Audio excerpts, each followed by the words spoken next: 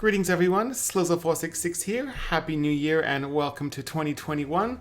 We're going to be looking at some of the best wild decks to kick off the new year in this video.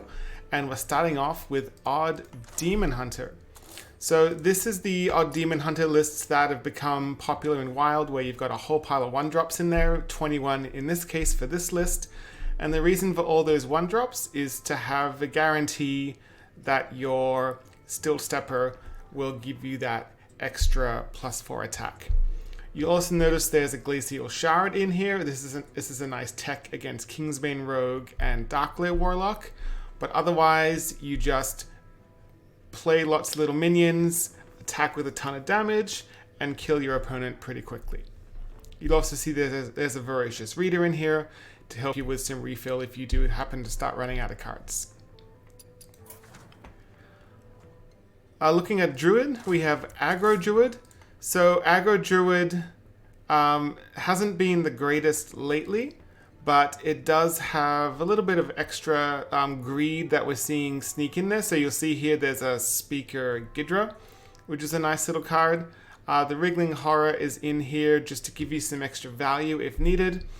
But otherwise, it's your typical try and kill your opponent really fast, and if you don't, well, you've got Voracious Reader to refill. The other Druid deck to look at is Malygos Druid. This list, there's nothing particularly fancy about it. It's just kind of your stock run-of-the-mill Malygos Druid. You'll notice here that there is a Geppetto Joybuzz, which is quite common. This helps you out if the melons, you don't draw them in time, or your hand is too full and it's too awkward to play them. And it's also possible with the Geppetto to draw your Aviana, and then you can go off with your combo without necessarily having all of the pieces. Sadly, there are no Hunter lists in this video, but the best bet for playing Hunter would probably be Secret Hunter. Moving on to Mage, we have Secret Mage, probably one of the best decks in the Wild meta. It's pretty oppressive. It got the new tools of Rigged Fair Game, Occult Conjurer, and Sage Seer of Darkmoon, which just pushed Secret Mage's power level over the edge. So if you want to get a quick legend, this is probably the easiest way to do it, because this is the easiest to play of the top decks in the Wild meta. If you want something a little bit more classy, you can try out Reno's Secret Mage. It is a Secret Mage deck at heart, but it just has a little bit more of a late game and also refill if you do queue into some hyper aggro deck. So you've got your Highlander tools like Zephyrus, Kazakus, both of the Renos here. But otherwise, it's just a fun variation of Secret Mage to play. There's a Darkness in here as a cute tech against Reno Priest. But otherwise, you'll have a lot of fun giving this deck a bit of a spin. Looking at Paladin, only one deck I would recommend. It's Odd Paladin. This specific build of Odd Paladin, it's running the animated broomstick, which is pretty important if you start falling behind on board. You've also got a Lord Barov to help you if you start falling behind. It's also a nice tech when the Dark Glares go off with their combo and start having giants all over the board. Well, then you can just trade your little 1/1 recruits into those after playing Lord Barov, and you're good to go. There's also a Lithraxian in here. This just really helps with the Reno Priest matchup, just to get some extra value against other slower decks as well. Loethib also helps buy you a turn. Otherwise, this is just a good solid Odd Paladin list to run. Looking at Priest, we have Reno Priest. There are lots of different variants of Reno Priest out there, and you might want to customize it to how you like to play the deck. But the main core that makes Reno Priest so powerful is your Polkelt. Even though it's 5 mana now, it's still amazing. Your Polkelt to help you draw your Shadow Reaper Anduin, and eventually your, Rouser the Chained, right here. And then with that 0 mana hero power combined with Spawn of Shadows, you can OTK your opponent pretty quickly. This list is also teched against some more aggressive decks such as Kingsbane Rogue, so you will see there's a greater healing potion in here, just to give you a bit of a better fighting chance when you get rushed down a little too early before you have a chance to get your Reno Jackson off.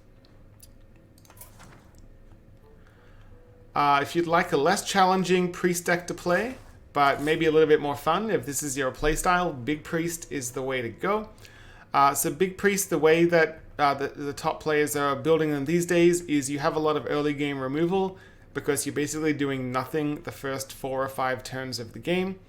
You've got your palm reading to reduce the cost of your spells. Yes, you get to discover one as well, but it's the reduction that's really important. It lets you get your Shadow Essence off a little bit early.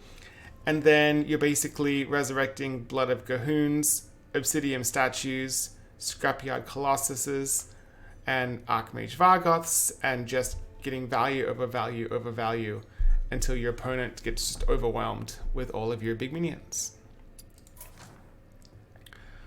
Looking at Rogue, only one deck to look at here. We have Kingsbane Rogue, incredibly powerful, very aggressive deck. It did get some new tools. Prize Plunderer has turned out to be very useful, as has Swindle for card draw.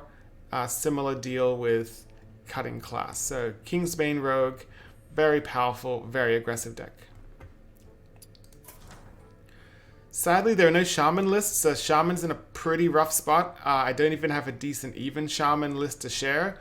Even Shaman would be your best bet, though, to have any sort of success with Shaman.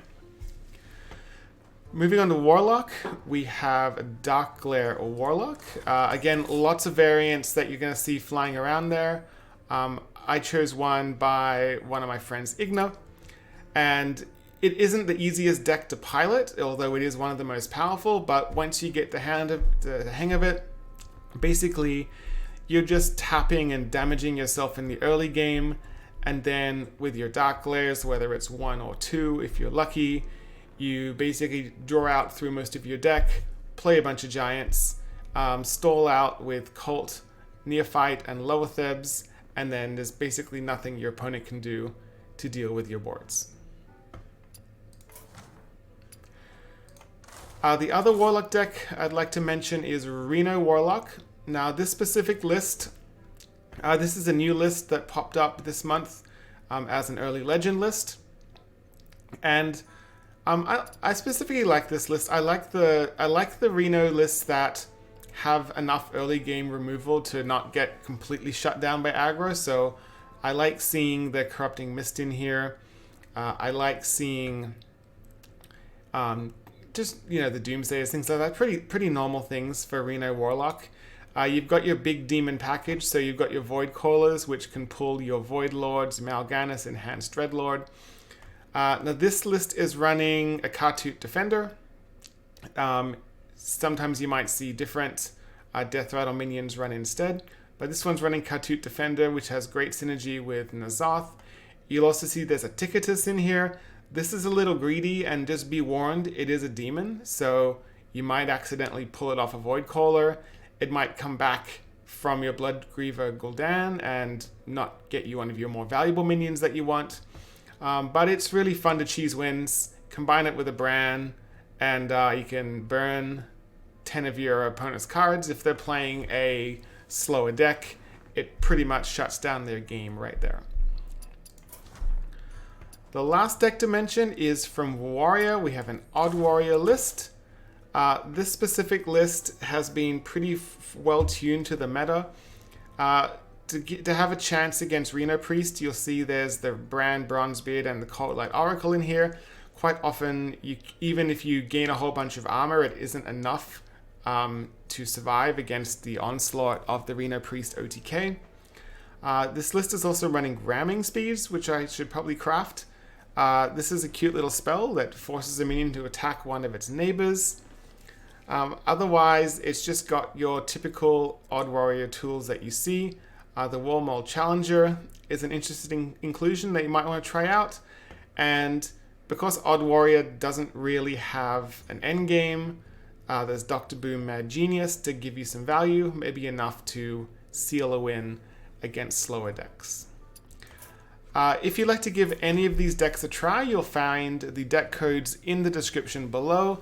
And if you're a mobile user and having difficulty copying those deck codes, you'll see there's a link to my Discord. You can visit the deck lists only channel. You'll see all the codes there for easy mobile access. If you'd like to support this channel, I'd appreciate it if you click the subscribe button, click the notification bell. Thank you for watching, and until next time, hope to see you again.